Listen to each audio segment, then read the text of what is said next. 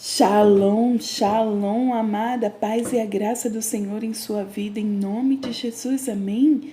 Bom dia, que o Senhor te abençoe, te guarde, faça resplandecer o seu rosto sobre ti e te faça uma multidão de povos, uma descendência abençoada, você e sua casa servindo ao Senhor, você e sua casa debaixo do temor do Senhor, debaixo das asas do Onipotente, ali guardadas, protegidas de Deus.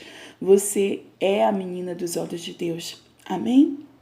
Bom dia, amada. Estamos aqui no Devocional, capítulo 11. A gente vai já ler, mas antes dessa leitura nós precisamos orar. E eu te convido para a gente dar aquele bom dia para o Espírito Santo. Vamos lá? 1, 2, 3 e... Bom dia, Espírito Santo, bom dia.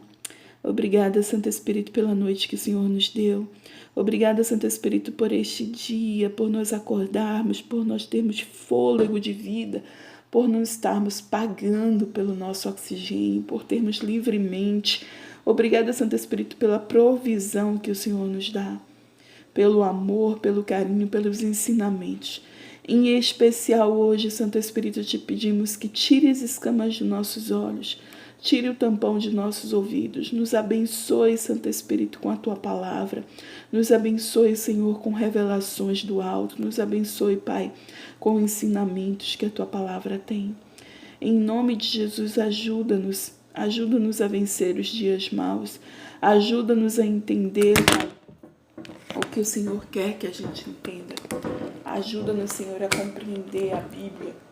Em nome de Jesus, que venha o teu reino, que seja feita a tua vontade. Amém? Amém. Glória a Deus. Capítulo 11, livro de Gênesis. No mundo todo havia apenas uma língua, um só modo de falar. Deixa eu só lembrar aqui o que a gente estava lendo, né?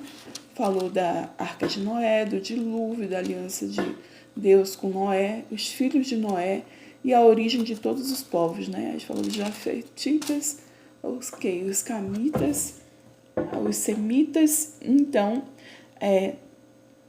esse capítulo 11 começa falando que no mundo todo apenas uma língua, um só modo de falar. Bom, a gente sabe, né, que em Israel eles falam hebraico. Na época de Jesus era o aramaico, que é um hebraico um pouco mais rebuscado, um pouco mais antigo. Não sei exatamente nessa época de Gênesis, de Noé, qual era o idioma, né, que eles falavam, mas era um só.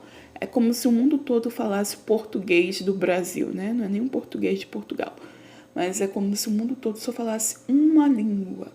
E o que aconteceu? Versículo 2. Saindo os homens do Oriente, encontraram uma planície em Sinear e ali se fixaram.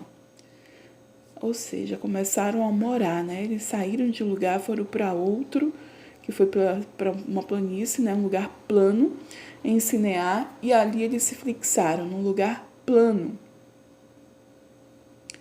Disseram uns aos outros: vamos fazer tijolos e queimá-los bem. Como se eles soubessem, né, o que é isso. Mas eles faziam coisas para morar, né, casas. Eles começaram a construir uma cidade ali. Eles usavam tijolos em lugar de pedras e piche em vez de argamassa. Você lembra que a arca, Deus deu esses tipos de detalhes a Noé? Para colocar piche na frente, por dentro e por fora da arca, né? Então eles já tinham aqui uma inteligência sobrenatural, né? Porque Deus deu todos os detalhes a Noé. Então eles já, de repente, já conheciam um pouco disso, porque os filhos de Noé, essa descendência aqui é dos filhos de Noé ainda, né?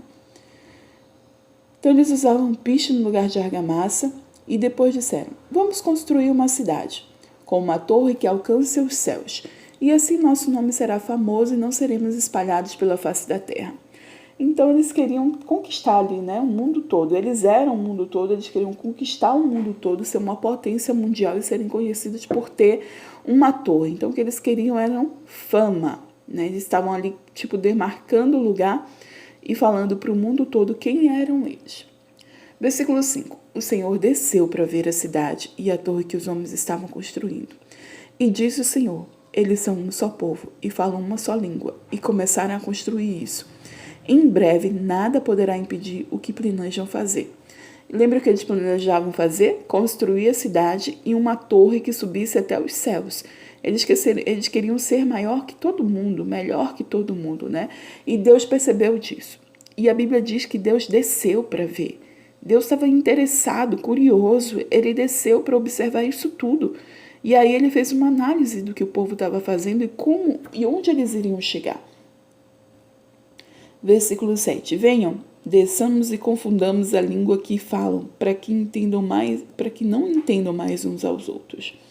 E assim o Senhor os dispersou dali por toda a terra e pararam de construir a cidade.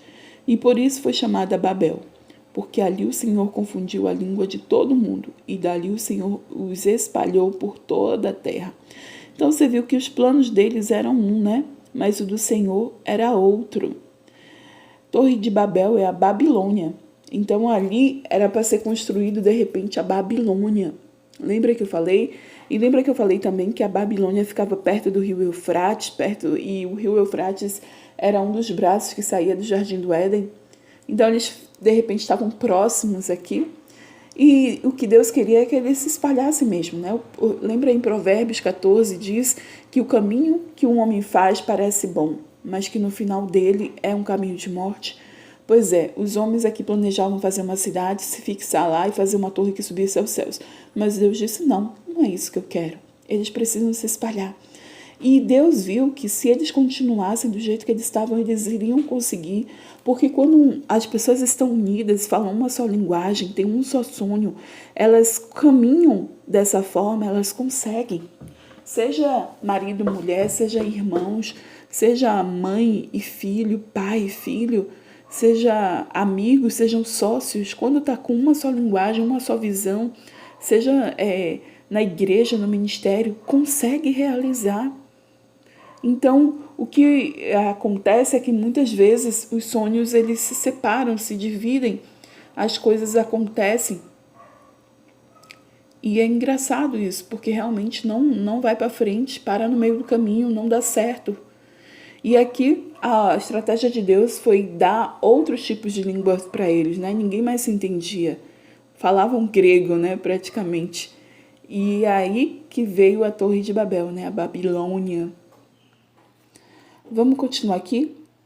A vida é um dom repleto de mistério, de trama, de comédia, de tragédia, de propósito. E tinha um propósito aqui, né? Versículo 10, a descendência de Sem. Este é o registro da descendência de Sem. 2 anos depois do dilúvio, aos 100 anos de idade, Sem gerou Arfaxade. E depois de ter gerado Arfaxade, Sem viveu 500 anos e gerou outros filhos e filhas. Se lembra que Sem é um dos filhos de Noé, né? Ele já tinha 98 anos quando ele estava na arca, né? O filho de Noé. E acho que era um dos mais velhos, porque Cã era o mais novo, o caçula, e tinha Sem e tinha Jafé. Então, Sem teve no dilúvio com 98 anos. E lembra que Noé, ele estava no dilúvio com 600 anos, ou seja, ele teve Sem com 500 anos. Gente, esse negócio de idade aqui me deixa louca, maluca, mas é importante. Porque só de pensar que as pessoas com 500 anos faziam filho, e eu aqui com 40 preocupada se eu ainda posso ter outro bebê. Quer dizer, ainda vou fazer 40, mas já estou quase lá. Vamos seguir aqui. Versículo 12. Aos 35 anos, Arfaxade gerou Salá. Depois que gerou Salá, Arfaxade viveu 403 anos e gerou outros filhos e filhas. E aos 30 anos, Salá gerou Éber. E depois que gerou Éber, Salá viveu 430 anos e gerou outros filhos e filhas. Aos 34 anos, Éber gerou Peleg. Depois que gerou Peleg, Éber viveu 430 anos e gerou outros filhos e filhas. Éber devia ser considerado um bebê, né? Para gerar alguém com 34 anos. Eu gerei Guigui com 32 anos, né? Eu tinha 32 anos quando ele nasceu, quase 33 anos quando ele nasceu. Ele nasceu 20 de dezembro e dia 6 de janeiro eu faço aniversário, então eu tinha quase 33 anos. Quase a idade de Éber aqui, que na minha idade já como é que fala?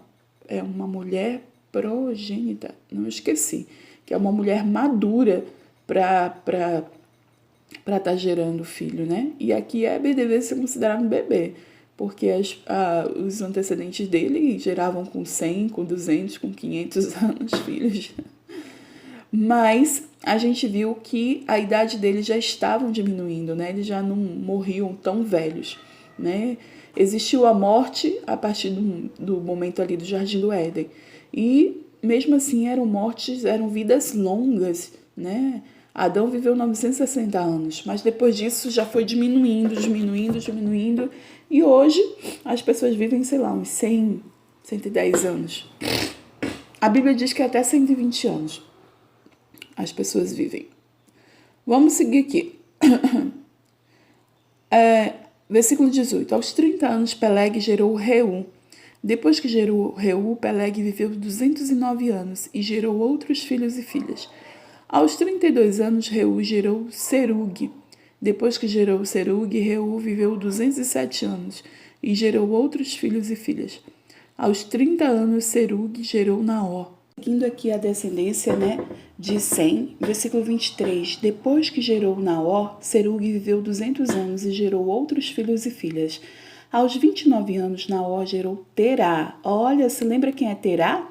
Vamos ver? Depois que gerou Terá, Naor viveu 119 anos e gerou outros filhos e filhas. Aos 70 anos, Terá havia gerado Abrão, Naor e Arã. Então, Terá, ele veio dessa descendência de Sem, né, que era filho de Noé. Então, Abrão, ele foi aqui, sei lá, bisneto, tataraneto de Noé. Ele veio aqui e Terá era o pai de Abrão, né, que a gente conhece depois que veio ser Abraão. Versículo 27. Esta é a história da família de Terá. Terá gerou Abrão, Naor e Arã. Arã gerou Ló. Lembra do sobrinho de Abraão que viajou com ele para Canaã e tal? Ló. Pois é, aqui ó, é o filho de Arã. Arã morreu em Ur dos Caldeus, sua terra natal, quando ainda vivia Terá. Então todos eles viviam em Ur dos Caldeus. Aí, quando vivia Terá, seu pai. Tanto Abrão como Naor casaram-se. O nome da mulher de Abrão era Sarai. O nome da mulher de Naor era Milca. E esta era filha de Arã, pai de Milca e de Iscar. Ora, Sarai era estéril e não tinha filhos. Terá tomou seu filho Abrão, seu neto Ló, filho de Arã, e sua nora Sarai, mulher de seu filho Abrão, e juntos partiram de Ur dos Caldeus para Canaã. Mas ao chegarem em Arã, estabeleceram-se ali, e Terá viveu 205 anos e morreu em Arã. Então você já percebe que nessa genealogia, agora os filhos já estão começando a ter filhos, né, mais cedo, com 35, 34, com 30 anos, com 29 anos, né? Já não é mais comum, como antes, ter filho como Noé aos 500 anos. Já não era mais desse jeito, né? Eles morriam também mais cedo, né? Lembra que Deus diminuiu a vida deles, então já estavam morrendo também mais cedo. Aqui, ó. Naor viveu 119 anos e gerou outros filhos. Então, assim, já foi começando a diminuir o tempo de vida deles. A gente percebe aqui nesse final a história de Terá. Terá, ele tinha um chamado. Ele saiu ali de Ur dos Caldeus, pegou seus filhos, suas noras, né, seus netos, e ali foi para onde? Para Canaã. Só que no meio do caminho, ele ficou num lugar que ele achou que era Harã, né? Que ele achou que estava bom ali. Ele começou a enriquecer ali, ele começou a fazer vida, uma vida abundante ali, e ele parou no meio do caminho. Só que o propósito, lembra qual era? Era chegar em Canaã. Só que Terá não continuou. Ele ficou com seus filhos. Ele saiu de Ur dos Caldeus com o propósito de chegar em Canaã. Mas no meio do caminho, isso a gente vê no mapa. Depois você dá um Google aí para você ver. De Ur dos Caldeus, Arã e Canaã. Ele ficou no meio do caminho. E o próximo capítulo a gente vai ver justamente o chamado de Abrão por causa disso. Porque o seu pai não cumpriu o chamado dele. Agora Abrão teve um chamado. Teve o chamado justamente de ir para Canaã. E a gente vê a história seguindo lá na frente, né, que Moisés já estava lá, querendo ir para Canaã, a terra prometida. Pois é, a gente vê a primeira vez aqui a terra prometida, Canaã. Na verdade, a gente viu um dos netos, né, um dos filhos de Noé. Não lembro agora se foi de Noé ou se foi de Abel, que se chamava Canaã, né? Foi o filho de Cã, que era filho de Noé. Pronto, lembrei, era o neto de Noé, Canaã. Só que aqui já é a terra de Canaã, que é a terra prometida. Então Terá, ele parou no meio do caminho. Por mais que pareça muito bom, e isso eu lembro de Provérbios 14, que diz que um caminho para um homem parece bom, mas no final é um caminho de morte. Terá, ele parou no meio do caminho. Ele achou que estava bom do jeito que estava. Estabeleceu sua família no meio do caminho. Mas Deus tinha um propósito maior. A terra prometida. E é isso que a gente vai ver mais à frente. Não pare no meio do caminho. Continue. Deus tem muito mais para você. Muito mais do que Arã tinha a terra prometida de Canaã.